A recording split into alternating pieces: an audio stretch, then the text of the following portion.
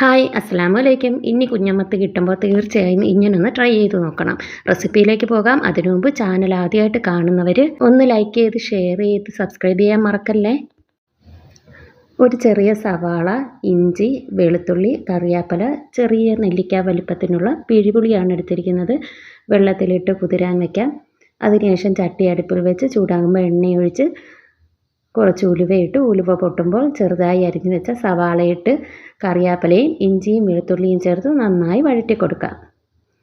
ഇതെല്ലാം ഒന്ന് ബ്രൗൺ കളറാകുന്നത് വരെ നല്ല രീതിയിൽ വഴറ്റി കൊടുക്കാം.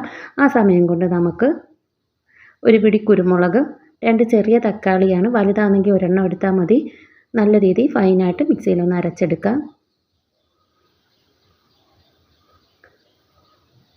ഇനി ഉള്ളി വഴന്ന് നല്ല ബ്രൗൺ കളറാകുമ്പോൾ 1 സ്പൂൺ മല്ലിപ്പൊടിയും 1/2 സ്പൂൺ മഞ്ഞൾപ്പൊടിയും ചേർക്കണം. ഞാൻ മഞ്ഞൾപ്പൊടി ചേർക്കുന്ന വീഡിയോ സ്കിപ്പായിപ്പോയി.